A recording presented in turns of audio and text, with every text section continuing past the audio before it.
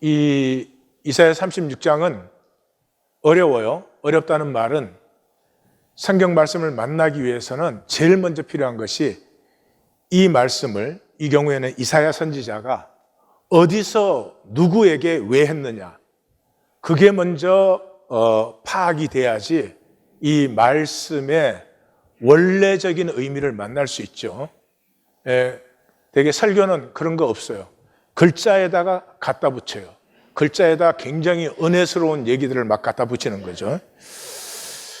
우리가 들어가는 조아트라의 세계, 인생은 고다 그러죠. 고난, 고통이다. 그것을 성경은 혼돈이다 그렇게 말합니다. 고다, 혼돈이다 같은 말이에요. 그 의미는 우리의 삶을 예상할 수 있고, 그러므로 계획을 세울 수 있고, 그러므로 통제할 수 있으면 고가 아니에요. 혼돈이 아니에요. 그런데 우리의 삶은 본질적으로 예상할 수 없습니다. 우리는 우습게 보지만 내일을 우리 중에 아는 자가 아무도 없습니다. 그러므로 계획되지 않으며 통제할 수 없습니다. 그래서 불교는 이 문제 때문에 해탈, 벗어나야 된다 그래요. 그러니까 계시가 없는 것으로는 그 길밖에 없겠다. 이 삶의 혼돈의 문제에 대해서 그 길밖에 없겠다, 그런 생각이 듭니다. 성경의 해결책은 품으라, 혼돈을 품으라.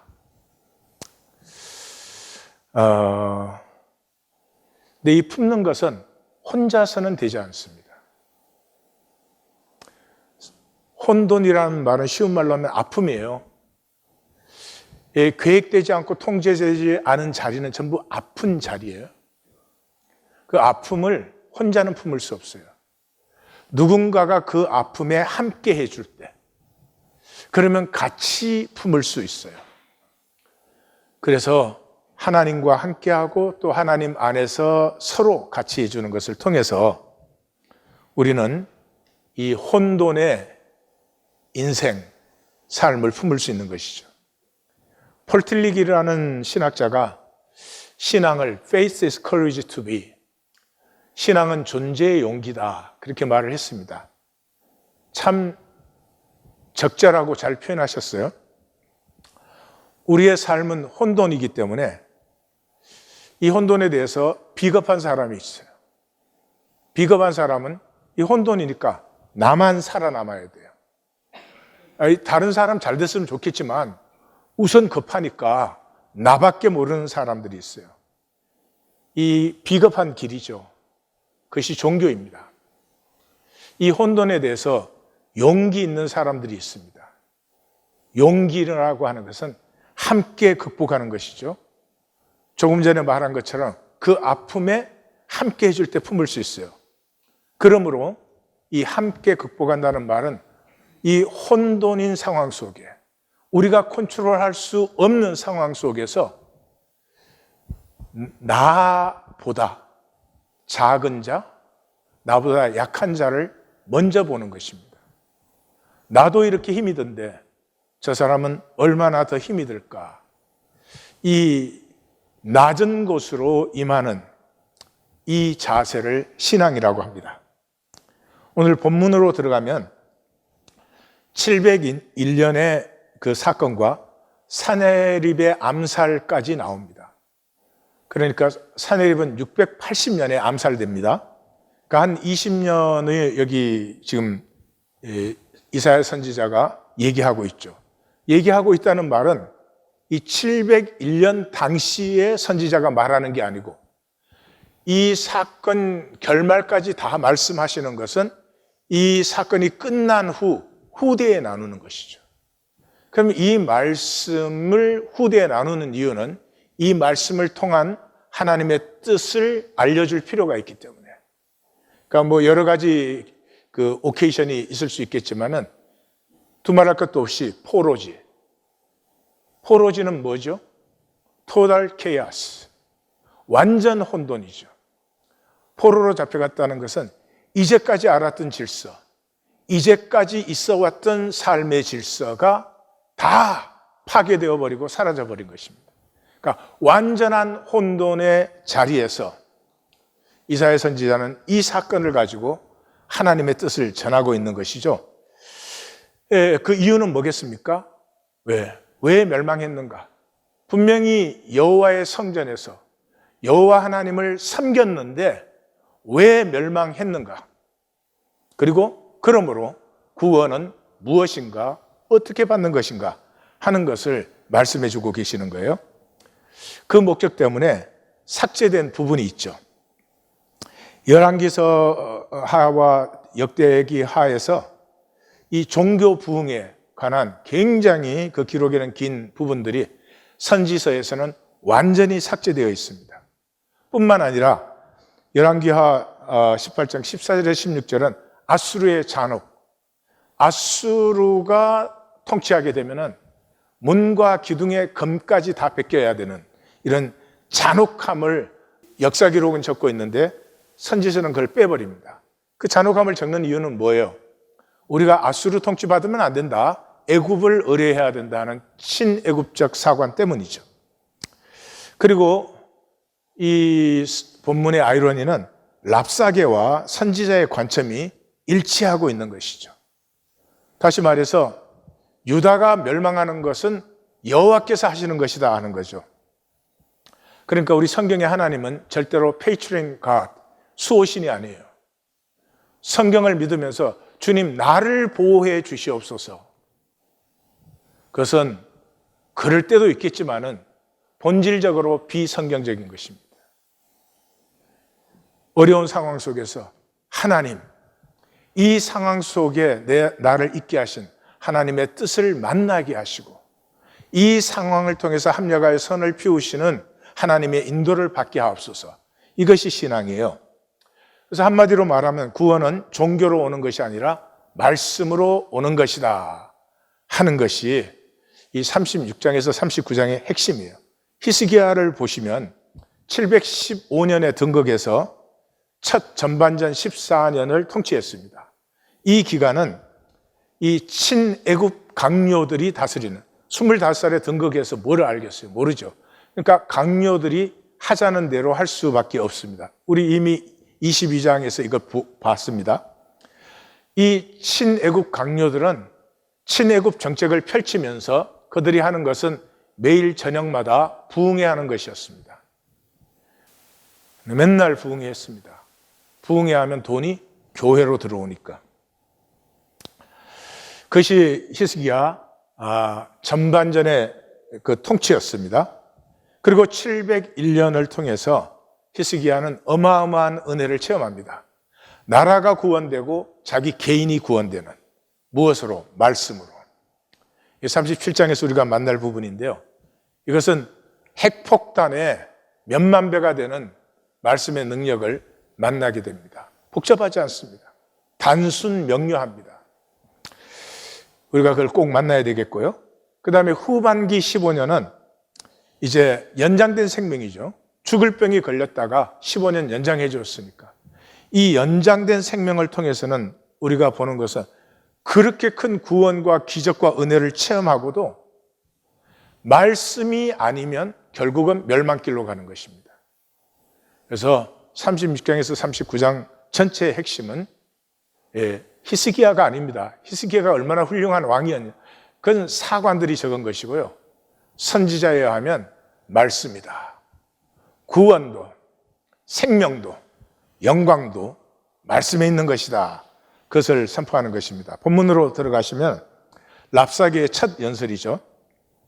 히스기야 왕 14년 아수르 왕 사네립이 올라와서 유다의 모든 성읍, 열왕기하 18장에 의하면 46개 성읍이니까 유다의 모든 성읍이 다 파멸되었습니다. 예루살렘만 딱 남았어요. 견고한 성을 쳐서 취하니라. 여기에서 지금 선지자가 선포하는 말이죠. 이것은 그러니까 선지적 관점에서는 히스기야도 왕, 사네립도 왕.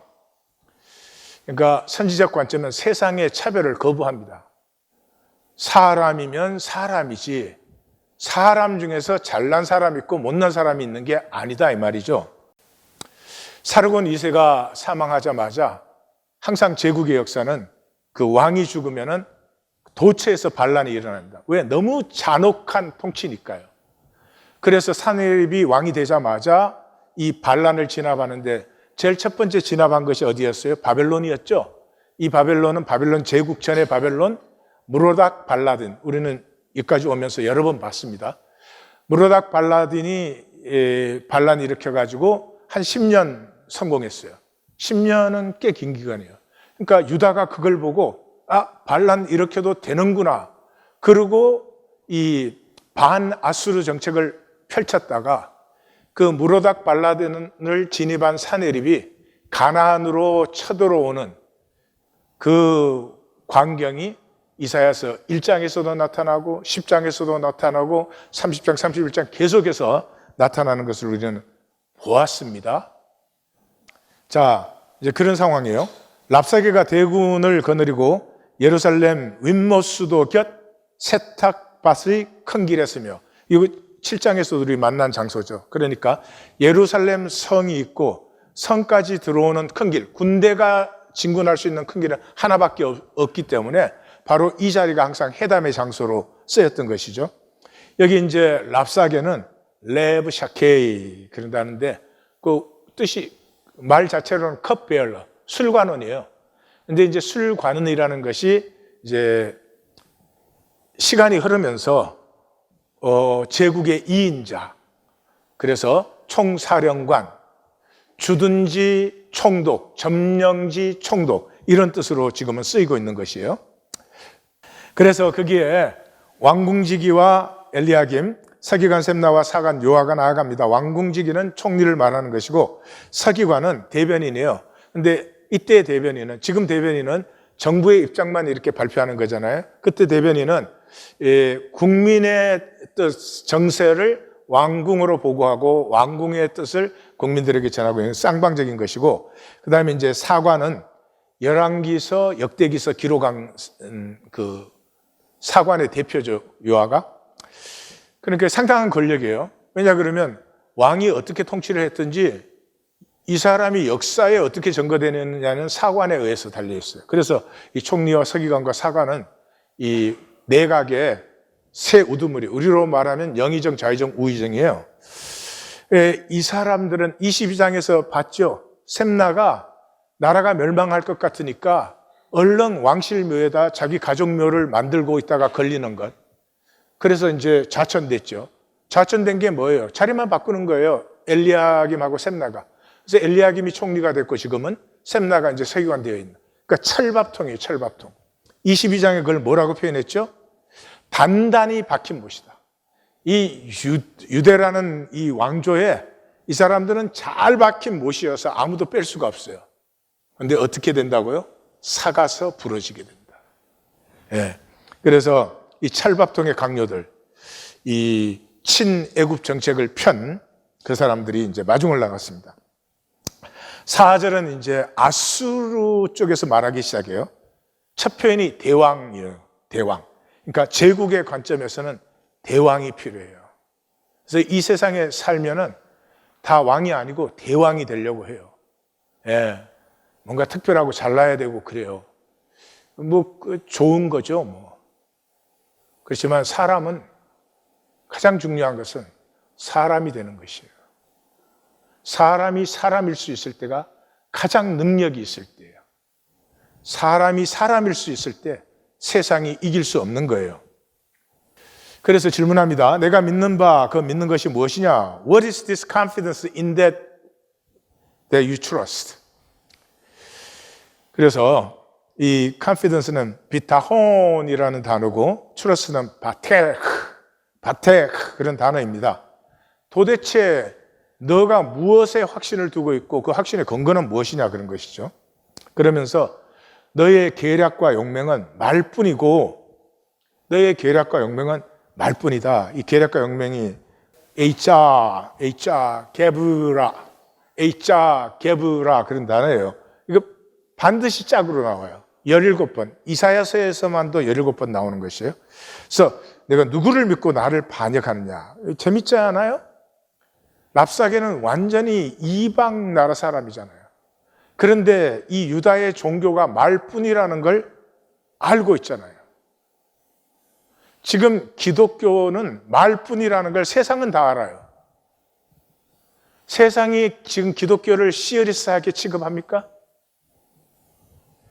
역사에 문제가 생겼을 때, 사회적인 어려움이 생겼을 때 사람들이 종교에 자문합니까? Not anymore. 이 교회에 모여가지고 저 사람들은 저 사람들끼리의 말, 저 안에서는 통하는 말, 저 사람들끼리의 게임을 한다는 걸 세상은 다 아는데 우리만 모르는 척하고 있어요. 우리도 모르지 않죠. 모르는 척할 뿐이에요. 그래야 우리 게임을 계속할 수 있으니까. 6절에서 애굽을 믿는 것은 상한 갈대 지팡이 같다. 오히려 찔리게 된다. 지팡이는 이 19세기까지 강력한 무기였어요. 그래서 유럽의 귀족들은 지팡이를 뭐 끝에다가 은도 붙이고 금도 붙이고 그래서 유사시의 무기로 쓰는데 지팡이라는 건 무기예요. 근데 그게 상한 갈대 무기예요. 그러니까 아무 도움이 안 된다는 거죠. 여기에서 우리는 랍사게의 정보력을 볼 수 있어요. 제국이 쳐들어올 때 그냥 인해 전술을 하는 게 아닙니다. 이미 에이전트들이 쫙 깔려가지고 파악을 다 끝냈어요. 애굽이 살살살 부추기고 있는 것과 유다에서 친애굽 이 강요들이 자기 헤게모니를 지키려고 그래서 친애굽 정책을 펼치면서 사람들의 마음을 이렇게 뭔가 붙들 수 있는 걸 줘야 되니까 저녁마다 모여서 부흥회하고 있다는 것을 랍사게는 다 파악하고 있는 것이죠. 그래서 거기에 대해서 정면으로 유다보다 더 정확하게 랍사게가 유다를 보고 있습니다. 우리는 여호와를 신뢰한다고 하지만 너희는 여호와의 선당과 신앙을 헐어버리고 예루살렘에서만 예배하라고 하지 않았느냐? 예. 지금 북왕국은 이미 망했죠. 그러니까 북왕국 전체가 난민이 되어 있습니다. 그 다음에 유다는 46개 성읍이 파괴되었으니까 유다도 거의 다 망한 거예요. 예루살렘 하나 딱 남았습니다.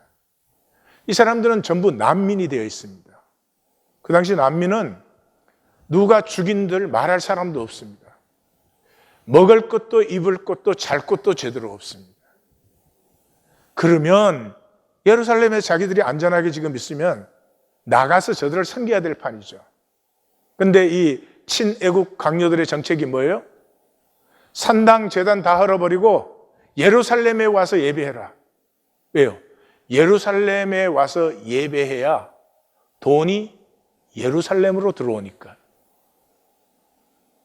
지금 기독교 종교의 약점이 무엇입니까? 전부 교회 안에 가둬버렸어요. 교회 생활하는 걸 신앙생활로 착각하게 만들었어요. 왜요? 인력과 재력이 그래 교회로 모이니까. 이 역사와 사회를 위해서 아무것도 하지 못하는 장애인들이에요. 그래서 이 종교의 이기성을 보십시오. 남북 왕국의 난민들은 버리고 그저 왕조만. 말은 되잖아요. 다윗 왕조는 하나님이 약속한 왕조니까. 정리하겠습니다. 야훼 종교는 야훼를 섬기는 것이 아닙니다. 한 번 더 말씀드립니다. 여호와 종교를 믿는 것이 여호와를 섬기는 것도 여호와를 믿고 사는 것도 아닙니다. 이 이사야 선지자는 66장 총결론에서 뭐라고 해요? 하늘이 나의 보좌고 땅이 내 발등상인데 내가 사람의 손으로 지은 것이 있겠느냐? 솔로몬이 성전 지은 것은 모든 예물이 예루살렘으로 들어와야 되니까. 중앙 집권제를 강화하기 위해서. 그래서 뭐라고요? 너희가 소를 잡는 것은 살인하는 것이요. 양을 잡는 것은 개를 잡는 것이요. 너희의 예물은 돼지의 피를 흘리는 것이다. 1장 시작할 때 어떻게 했습니까? 너희의 무수한 재물, 그 피와 기름에 나는 질렸다. 내가 언제 그것을 요구했느냐? 너희 중에 과부를 돌아보고 고아를 돌아보고 굶주린 자를 돌아보라고 했지 내가 언제 그 예물을 원했느냐. 36장에 들어왔으니 분명하게 정리하십시다. 종교 생활은 믿음을 사는 것이 아닙니다. 이렇게 종교 생활 하는 것은 이 종교 생활을 통해서 말씀을 배우고 하나님을 배우고 하나님의 뜻을 배워서 그 뜻대로 살기 위해서, 믿음으로 살기 위해서 종교 생활이 있는 것이지 교회 다니는 것이 종교 생활이 아니다. 믿음으로 사는 것은 믿음으로 사는 것이 믿음으로 사는 것이다. 옆에 물어봐. 어쩌란 말이냐? 나도 몰라. 하나님한테 잘 물어봐. 그러면서 너희 지금 말 2,000필 주어도 너희 탈자도 없지 않느냐? 너희는 아수르 대왕이 아니고 나 랍사게도 아니고 내 총독 중에 하나도 너희는 이길 수가 없는 그런 처지에서 애굽의 병거 기병 기다리는 그런 쓸데없는 일을 하느냐. 이 종교의 착취를 보십시오. 이 분명한 실제를 전혀 보지 못하는 것이 종교인의 특징이에요. 이 교회 안에만 들어오면은 이 하나님 섭리 안에 모든 것은 있잖아요. 그 엄중한 실제는 보지 못하고 그냥 믿습니다 그러면 내가 원하는 대로 되는 걸로. 종교인은 자기 신앙이에요. 말씀이 아무리 선포되어도 말씀 살지 않아요. 그 들은 말씀 가지고 자기가 이해해서 자기가 시스템을 만들어요. 그래서 자기가 교회 다니니까 자기가 하는 것이 신앙이에요. 근데 이게 아주 악한 것이에요. 예를 들면 이런 것이에요. 동업을 합니다. 동업을 하면 서로 약속을 하잖아요. 그 약속을 해놓고 약속한 건 하나도 안 살아. 그리고 내가 알아서 해. 어쩌면 좋은 뜻으로 그럴 수도 있어요. 사실 좋은 뜻이면 자기 혼자 알아서 하지 않아요. 반드시 의논하지. 종교인의 신앙은 하나님하고 약속을 해놓고 하나님의 말씀대로 사는 건 아무것도 없어요. 그리고 내가 다 알아서 해요. 하나님 앞에 악한 것은 이것밖에 없어요. 그래서 구약과 신약에서 하나님이 저주받을 것을 경고하는 것은 종교인밖에 없어요. 구약에도 신약에도.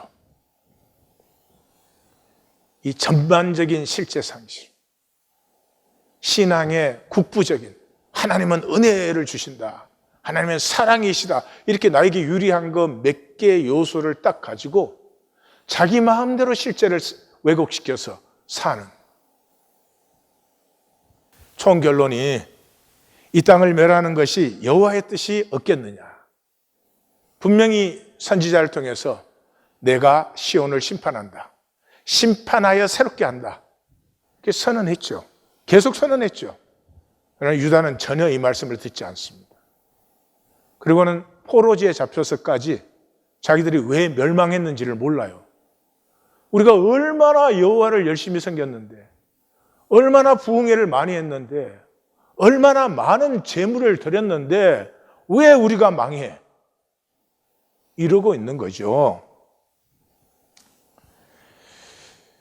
그러나 아수르가 예루살렘을 치는 것은 여호와께서 올라가 그 땅을 쳐서 멸하라 하셨느니라. 이 본문의 가장 큰 아이러니죠. 랍사게의 뜻과 여호와의 뜻이 일치되고 있는 것이죠. 예수님도 이미 말씀하셨죠. 참새 2마리가 한 아사리온에 팔리는 것도 아버지께서 허락하지 않으시면 안 된다. 주께서 주의 일을 시온산과 예루살렘에 다 행하신 후에 도구로 썼던 아수르도 다스리신다. 멸망한 이유, 왜 여호와 종교로 그렇게 열심히 섬긴 유다가 망했습니까? 섭리를 모르기 때문에. 하나님이 무엇을 하고 계시고 하나님은 어떻게 역사하는지는 전혀 상관없어요. 내가 정한 대로. 내가 이렇게 열심히 하니까. 섭리를 모르는 것이 멸망이에요. 성경에서는 그것을 하타라고 해요. 죄라는 단어예요. 죄는 관역을 맞추지 못했다. 내가 있습니다. 이하권이를 창조한 섭리가 있습니다. 이 섭리를 만날 때까지 내 삶은 욕심에 사로잡히게 되어 있어요.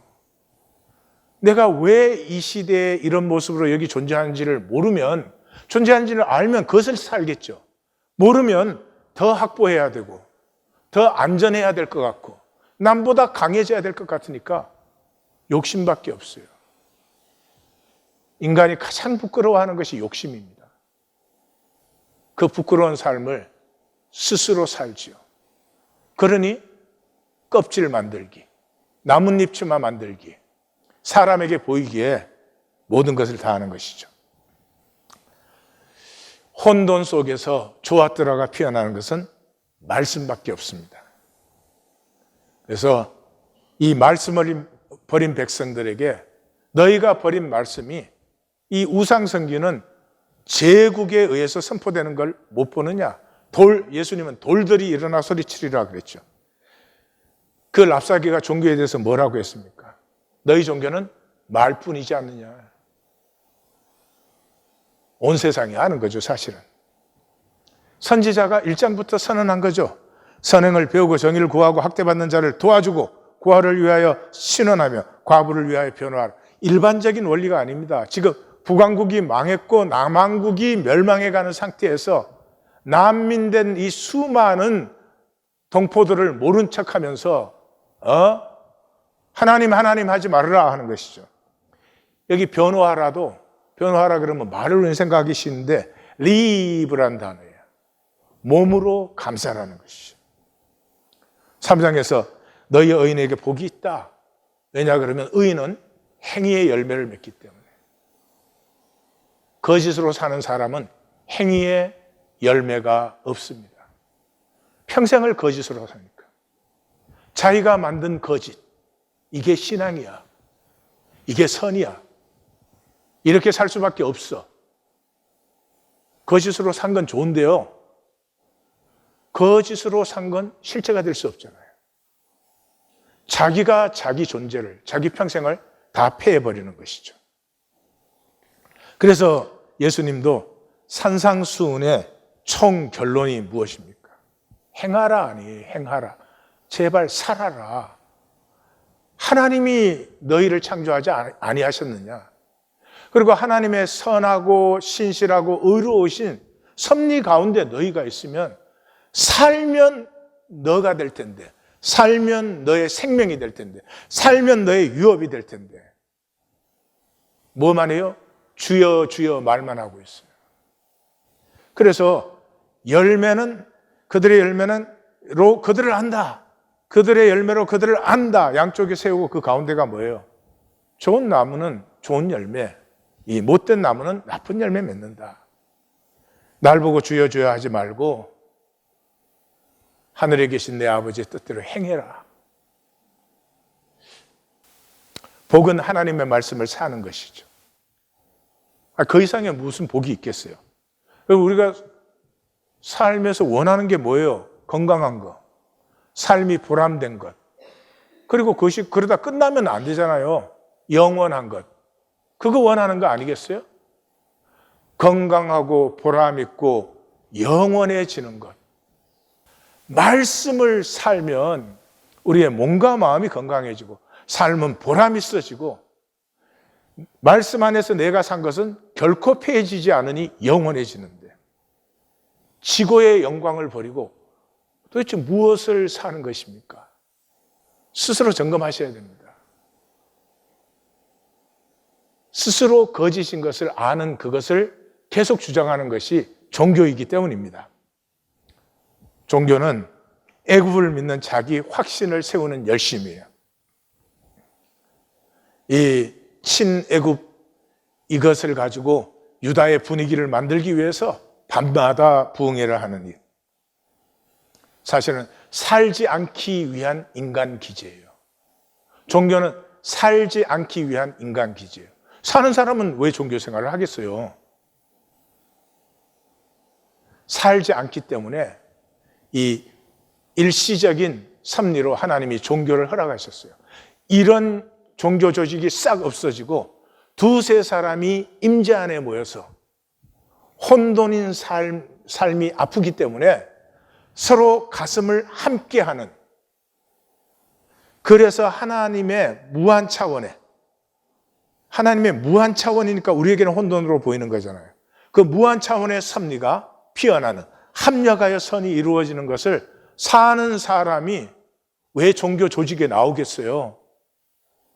왜 매주 나와서 목사라고 타이틀을 붙인 사람의 얘기를 듣고 돌아가는 걸 신앙이라고 생각을 하겠어요, 세상에? 그럴 리가 없죠. 생명 살지요. 그래서 이 유다의 멸망은 옳은 멸망이었잖아요. 예. 여러분, 상식적으로 생각을 해봐요. 이쪽은 하나님이 약속한 다윗의 왕조고 아수르는 우상의 제국이잖아요. 그럼 멸망하면 어느 쪽이 멸망해야 되겠어요? 당연히 아수르가 멸망해야 되겠죠. 그러니까 종교인들은 논리로 옳습니다.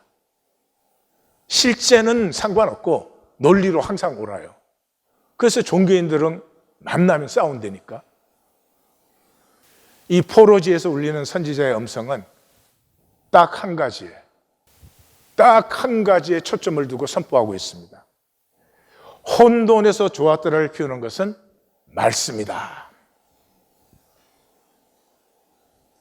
종교로 스스로를 속이지 말라. 종교가 나쁜 것 아니에요. 여러분, 눈 덮인 산골에 작은 교회당을 보신 적이 있어요? 그 자체로 그냥 마음이 맑아집니다. 아베 마리아 들으면서 신경질 나는 사람 있을까요? 마리아 숭배는 종교도 좀 어리석은 종교인데도 아베 마리아 들으면 마음이 편안해지고 마음이 예뻐집니다. 아기처럼. 베토벤의 환희, 하이든의 천지창조. 듣기만 해도 초월되기 시작하죠.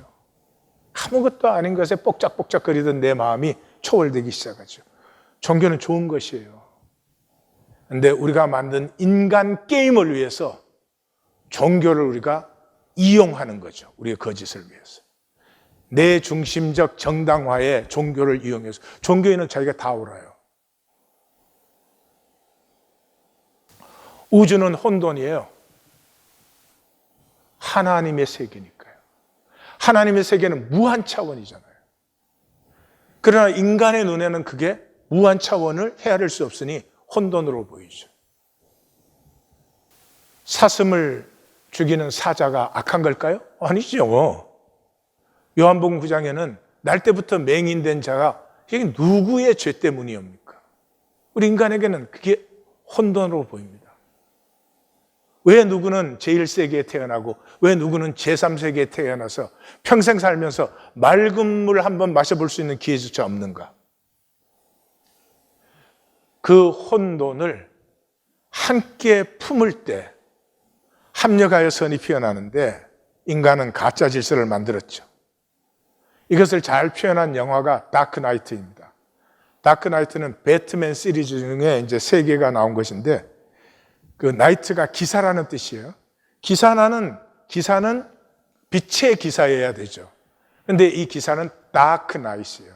다시 말해서 기사인데도 악을 사용합니다. 그 영화의 포인트는 이 세상은 선과 악의 싸움이 아니고 이 질서를 유지하려는 자들과 질서를 파괴하려고 이 가짜 질서를 파괴하려고 하는 자의 싸움이다. 그래서 그 조커가 배트맨을 보고 그래요. 너는 나를 완성시키다. 저 검찰과 경찰은 자기들을 선이라고 하지만 That's bad joke. 무슨 자기네들이 선이야. 그러면서 조커가 나는 시대를 앞서갈 뿐이다. 왜냐 그러면 거짓 규칙은 다 끼어져야 되니까. 피곤하시죠? 영상을 보겠습니다. And why do you want to kill me? I don't want to kill you. What would I do without you? Go back to ripping off mob dealers? No. No, you complete me. You're garbage. Who kills for money? Don't talk like one of them. You're not. Even if you'd like to be. To them, you're just a freak. Like me. They need you right now.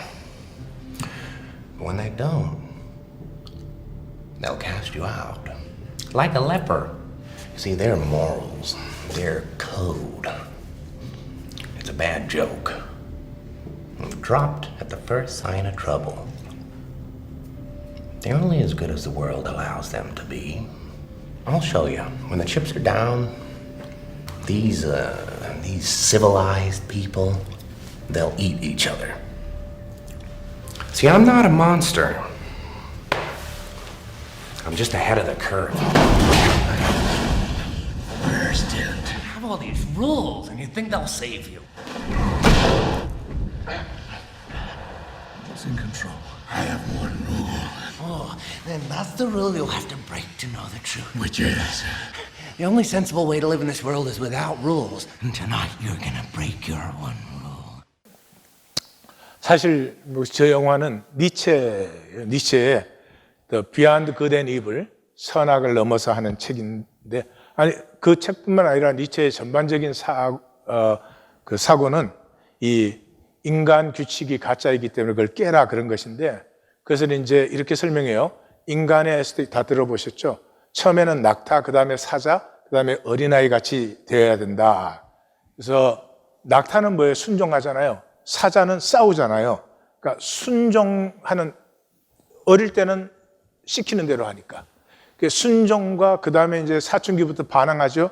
그 스테이지를 넘어서 어린아이 같이 모든 것을 누리는 차원에 들어가야 된다. 그걸 초인이라고 해요. 그러니까 니체는 이제 거기서 제가 보기에는 한계인 것 같아요.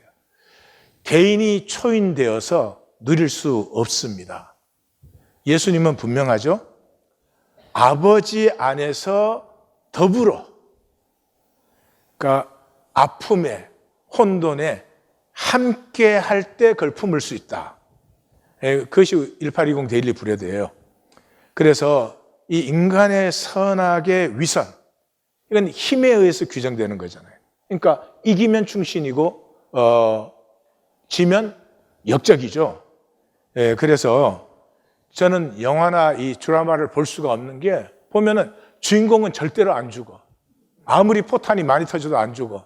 근데 엑스트라는 폭탄 한 번 터지면 수십 명씩 막 죽어. 그건 실제가 아니에요. 하나님에게는 주인공도 한 생명, 엑스트라도 한 생명, 나도 한 생명. 그래서 또 조커는 인간 사회에서 선으로 대표되는 시민들이 탄 배와 악으로 대표되는 죄수들이 탄 배를 나눕니다. 선하다고 생각한 시민들은 상대의 배를 폭파시키기로 결정합니다. 악하다고 생각한 죄수들도 모두 상대의 배를 터뜨리라고 아우성입니다. 이 한 배는 선량한 시민이 탄 배예요. 한 배는 악한 죄수들이 탄 배예요. 그런데 막상 위기가 오니까 서로 죽이라고 해요. 그러니까 인간의 선과 악의 구분이 얼마나 부실한가 하는 걸 보여주는 거죠. 이 인간이 선악을 통해서 만든 질서의 허상을 잘 보여주는 작품이 Heart of Darkness, 조셉 카네드가 쓴 소설인데요.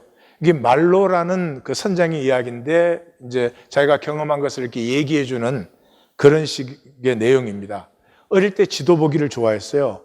그래서 이제 선원 생활을 하다가 콩고로 가는 배의 선장이 되어서 갑니다. 그 아프리카 해변을 이렇게 가면서 그 밀림이 음침하고 거대한 검은 정글로 보여요. 왜냐 그러면 유럽의 질서로 보니까 사실 정글은 가장 완벽한 생태계에 좋아해요. 그 정글 안에서는 수십만의 생명체가 어울려서 살고 있습니다. 인간은 그런 그 생태계를 절대로 만들 수가 없어요. 그게 완벽한데 인간의 눈에는 그게 음침하고 어둡게 보입니다. 인간 질서의 눈으로 보기 때문에. 거기를 가면서 항구마다 들러요. 항구마다 들르는 이유는 세관원과 군인들을 내려주기 위해서. 유럽 사람들이 들어가가지고 흑인들에게 세금을 걷어내요. 유럽 사람들이 왜 흑인들에게 세금을 받아요? 왜요? 유럽의 질서를 심어놨으니까. 근데 그 세금을 걷어내기 위해서 질서를 이게 인포스 하기 위해서는 점점 더 많은 세관원과 더 많은 군인들이 필요한 거죠. 지금 그게 우리가 사는 세상이에요. 미국의 국방비를 한번 보십시오. 이 국방비만 없으면 미국은 정말 유토피아가 될 수 있고 전 세계를 복되게 할 수 있어요. 근데 이제 그래서 항구에 도착해요. 항구에 도착해서 내륙으로 200마일을 들어가야 되는데 가면서 이제 흑인 죄수들이 있어요. 이 사람들은 병들고 메마르고 이래요. 왜요? 그 사람들은 유럽 질서의 말을 안 들으니까.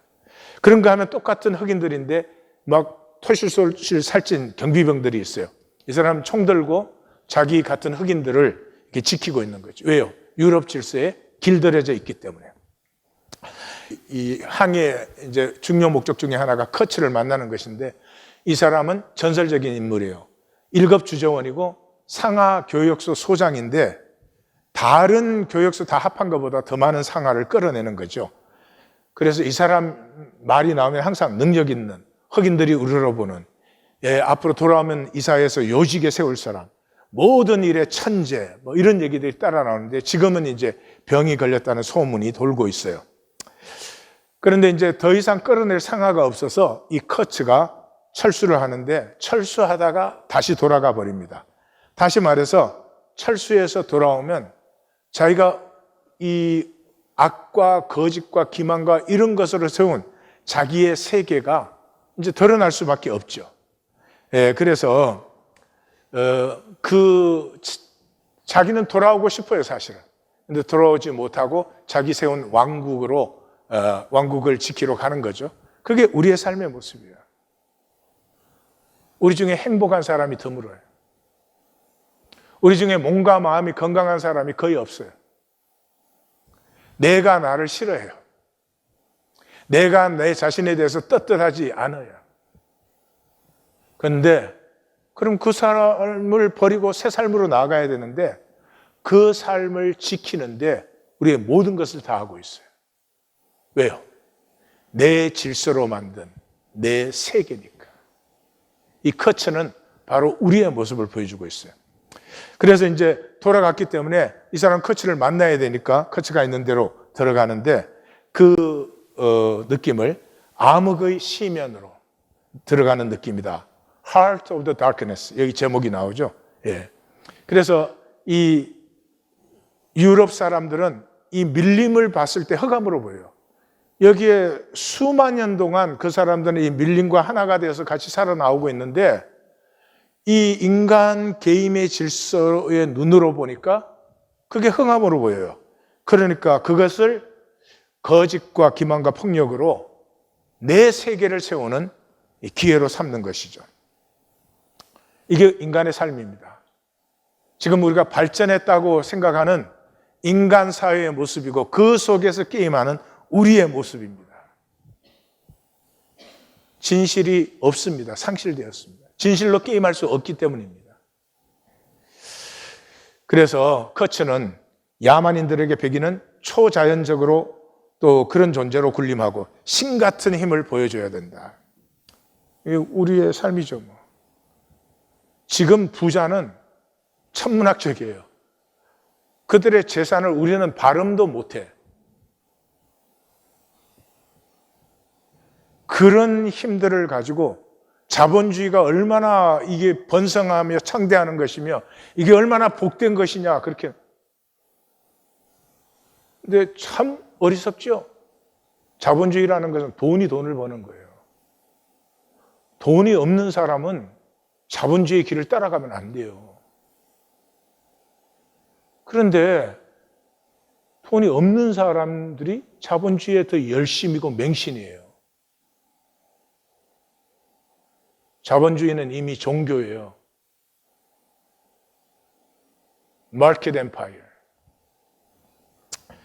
계속 원주민 동네를 발견하고 약탈합니다. 근데 교육을 위해서가 아니라 그 원주민 위에 군림하기 위해서죠. 그래서 사실 커츠는 이 정글에, 이 백인들은 그 아프리카 정글에 맞지 않아요. 위험하고 고통과 질병과 그 정글을 싫어하면서도 떠나지 못하는 것이죠. 이 커츠의 그 결핍, 텅 빈 인간을 보여줌으로 소설은 마감됩니다. 그 병든 그 커츠를 들것에 싣고 나와요. 깡마르고 뼈만 남아 있는데 눈은 유령 같은 두 눈이 누구든지 끝장낼 수 있어. 그 한 가지로 이걸 지배해온 사람이에요. 그래서 그 커츠를 싣고 떠나가는 날 수천 개의 눈이 떠나가는 그 커츠를 지켜보면서 커츠는 그 배에서 운명하게 됩니다. 비디오를 보셨으니까 이번에는 오디오. 커츠는 계속 이야기를 했습니다. 그 목소리는 죽는 날까지 깊이 울릴 것처럼 생각되었어요. 이제 쓸모없는 쓰레기처럼 되어버린 그의 지쳐빠진 두뇌에는 망령 같은 이미지들이 출몰하고 있는 듯 그는 이야기를 자꾸 했습니다. 나의 약혼녀, 나의 주제소, 내 필생의 과업, 나의 이념. 그는 점점 경멸할 정도로 유치하기까지 했습니다. 많은 날들이 지났고 배는 계속 운행을 했어요. 어느 날 밤 커츠는 떨리는 목소리로 나는 죽음을 기다리며 여기 암흑 속에 누워 있답니다 라고 말했어요.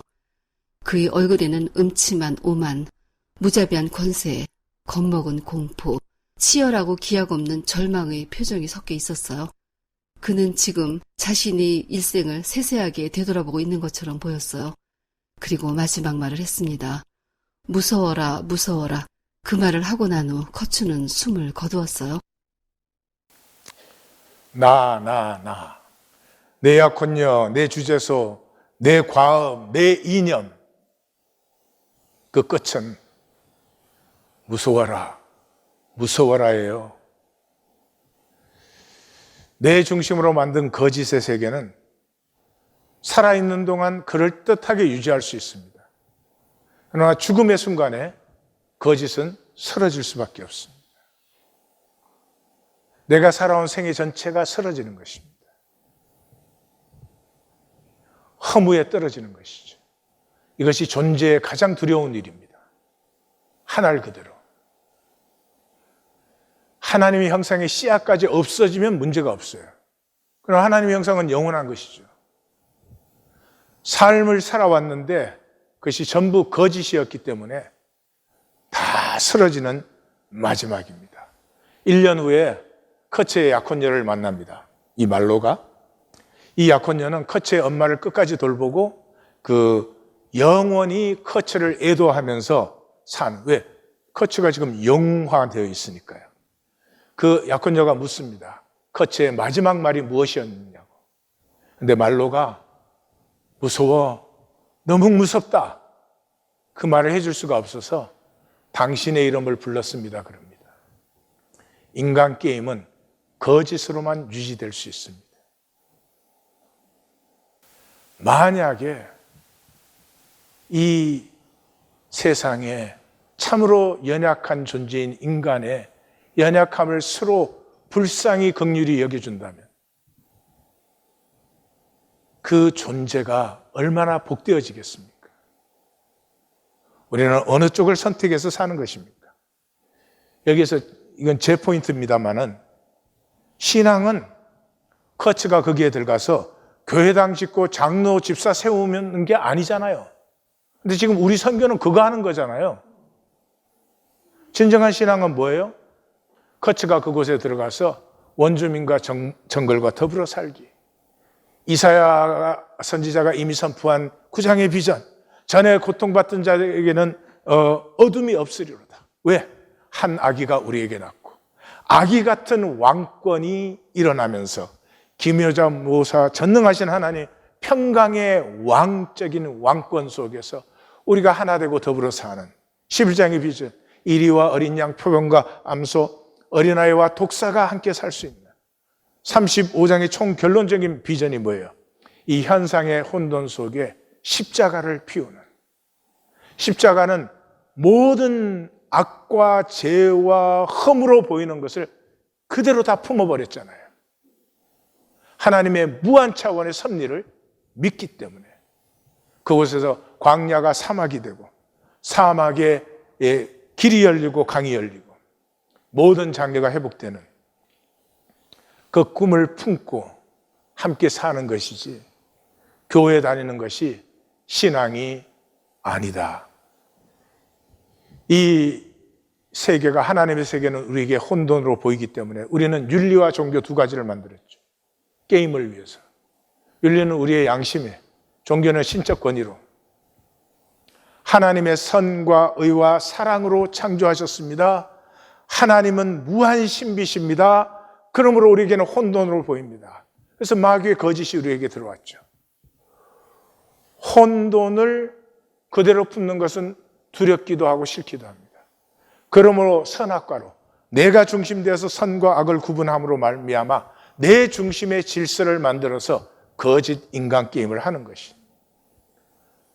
종교는 인간 관념입니다. 말씀이 아닙니다. 하나님이 복이 아닙니다. 돈이 복입니다. 하나님이 목표가 아닙니다. 하나님을 도구로 사용합니다.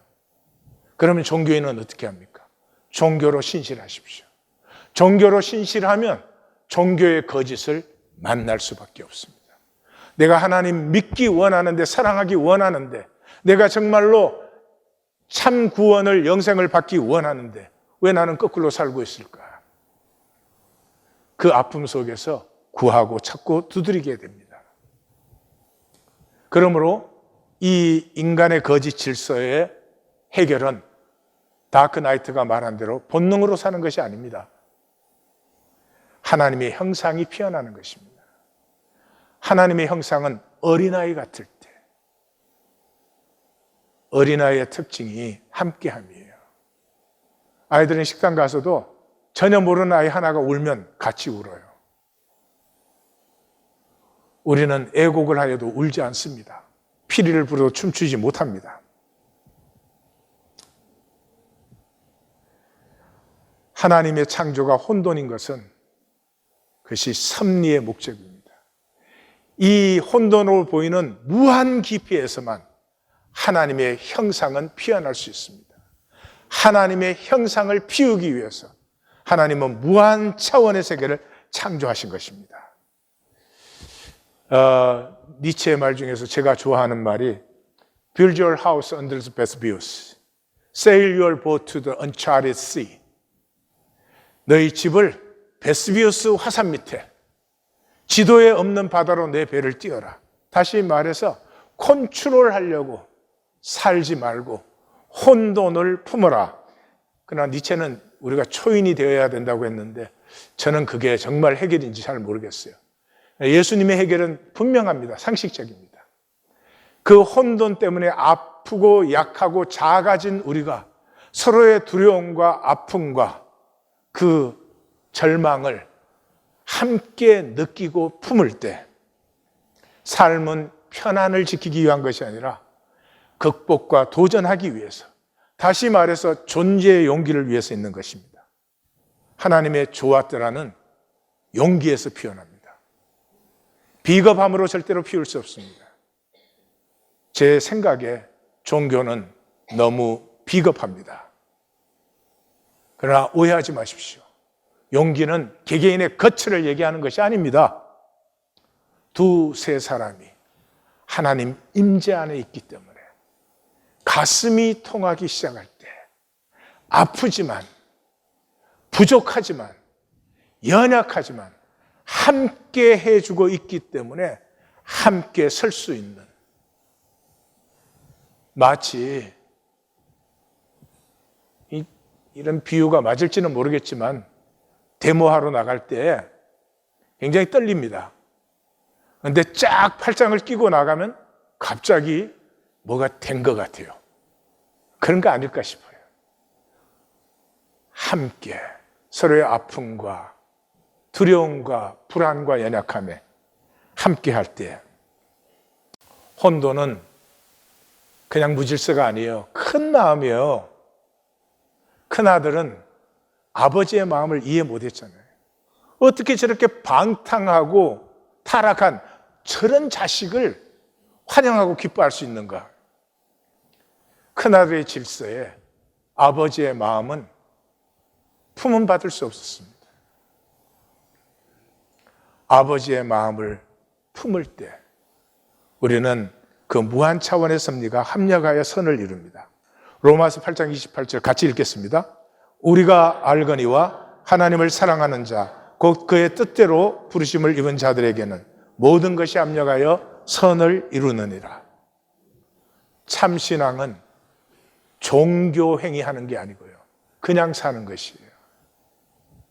그냥 사는데 그 한 가지 한 가지 속에 하나님이란 요소가 숨어 있는 것입니다. 이사야 32장에 왔습니다. 종교 넘어서 생명 피우는 삶으로 함께 나아가십시다. 기도하십시다.